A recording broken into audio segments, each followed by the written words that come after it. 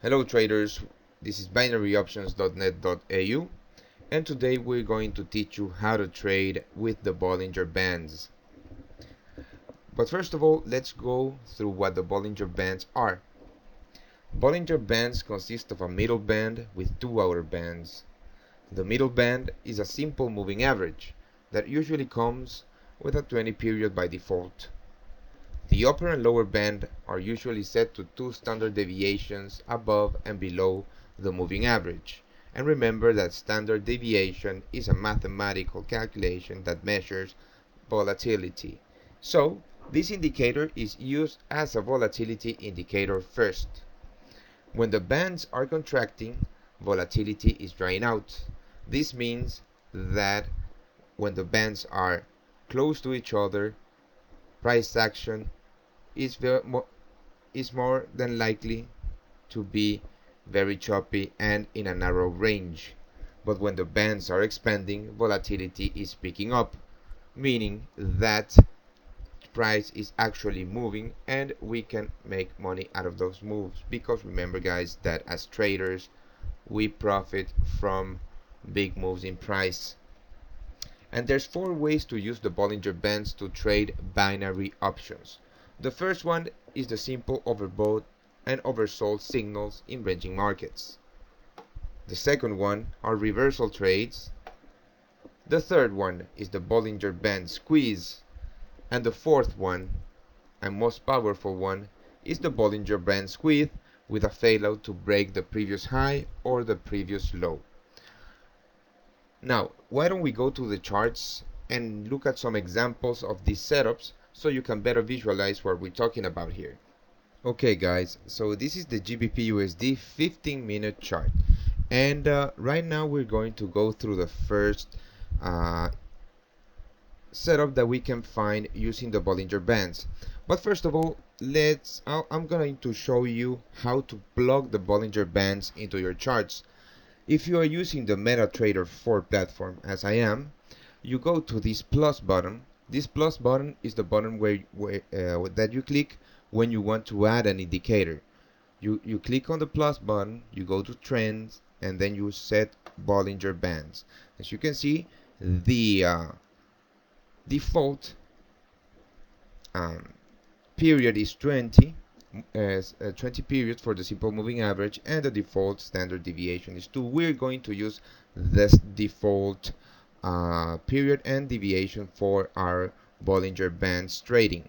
Now you just click accept, and there you go. This is how the Bollinger Bands look like. I know it looks like kind of messy, but once you understand how you trade with them, you're going to see how helpful they are. Now the first setup that you are going to be looking for if we are in a ranging market are the overbought and oversold signals. Now, an oversold signal is when price comes all the way down to the lower band, closes at the exterior of the band, and then we have a bullish engulfing candle. Now, let me just insert a rectangle so you can better understand and better watch what I am talking about. Now, this is a oversold signal. So when the price comes all the way down, closes at the exterior of the band, and then we have a bullish engulfing candle, we have a signal to buy calls on whatever instrument you are trading, in this case the GBP USD.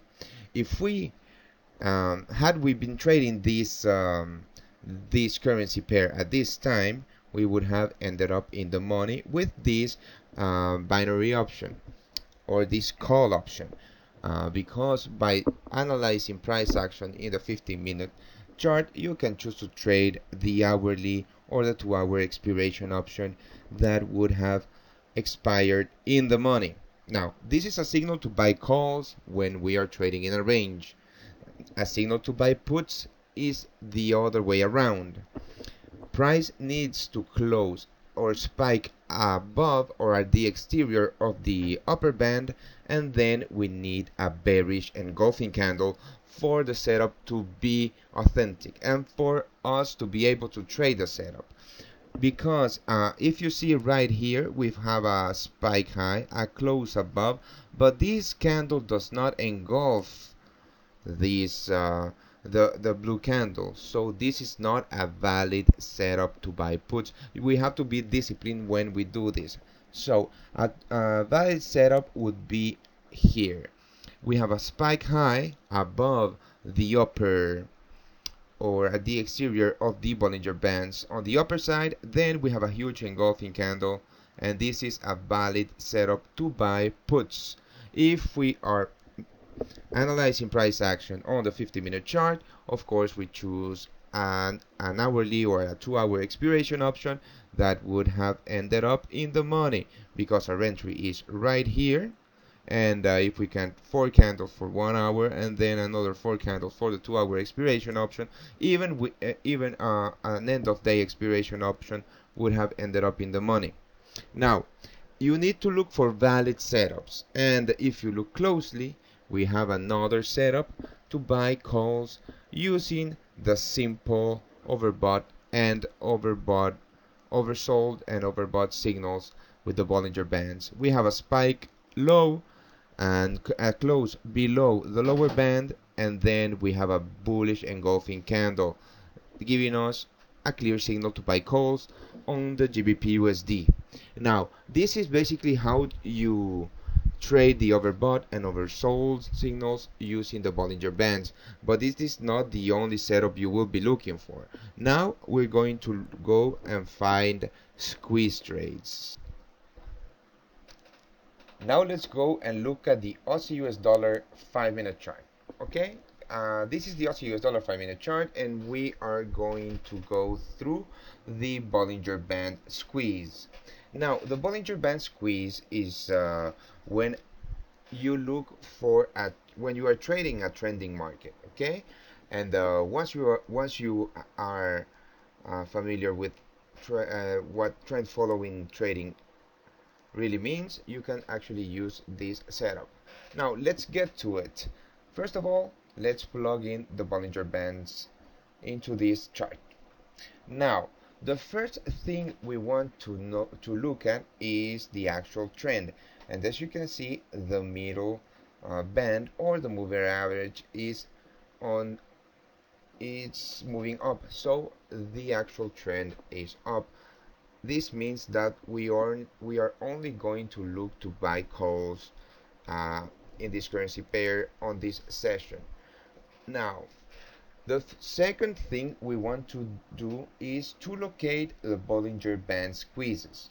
Now, where are these squeezes located? As you can see here, when price moves all the way from this low to this high, the bands are expanding, and then we have a squeeze. Now, let's put in some rectangles where the squeezes happen. We have one squeeze here, but this squeeze is really small, so I don't think we can actually get a signal out of it.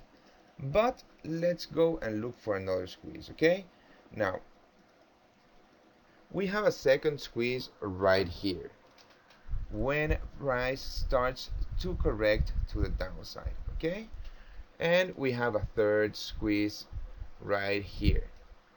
Now the actual signal to play the squeeze is this one. Okay, price is moving up.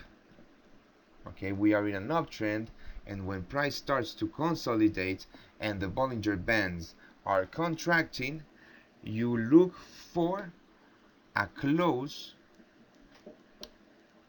or a takeout of the previous swing high. What does this mean? Okay, we are trading up, then we start to correct, or we start to trade in a narrow range. This makes the Bollinger Bands contract, and here you can see that we are making lower highs. This means that we are in a correction of the main move, and when we have a Bollinger Band, when price crosses above the moving average again, and closes above this high right here, we have a trigger to buy calls on this currency pair. And had we been trading um, this currency pair on the 5-minute chart, we could have traded a 50-minute call option, a 50-minute expiration call option that would have ended up in the money. So this is how you play the Bollinger Band squeeze, whether you're in an uptrend or in a downtrend. Remember that if you are in a downtrend, you will be looking for a close below the previous swing low. In an uptrend, you will look for a close above the previous swing high inside the squeeze, and this is where you get your signals. And now we're going to look for the third actual setup that you can have using the Bollinger Band squeeze. And this setup actually uses the Bollinger Band squeeze in confluence with swing highs and lows and previous zones of support and resistance. If we go back to the GBP USD chart, I can show you exactly what I mean. Let me get rid of these triangles so you can, because these triangles are were used to explain the simple overbought and oversold signals. But here we also have what we call a Bollinger Band squeeze with a fail to break the previous high or the previous low. This is a very powerful signal. Now let me explain this to you. Here we have a trending market to the upside, or we have a swing high, okay? And after the swing high, we have a Bollinger Band squeeze, okay? When we have a spike high, or when we have a signal that the bands are in fact expanding, and we have a failure to break the previous high, we wait for a break below the area of the actual squeeze. Now, what am I talking about, the area of the actual squeeze? Let me explain this to you. When we have a swing high and then a Bollinger Band squeeze and a failure to break the previous high, and then we break with the low of the squeeze, we have a signal to buy puts on this currency pair. Now, the actual entry on this signal will be right here when we come back and test this area of previous support as resistance. Okay, now we are using support and resistance, swing highs and swing lows, and Bollinger Band squeeze to trade a put option that would have ended up in the money in this case. And of course, if we are in the opposite side and we have a swing low, then a squeeze, and then a failure to break that swing low, we are going to buy calls on the break above the on the break above the area of resistance of the squeeze. I hope this was educational to you, and I'll see you guys on the next lesson.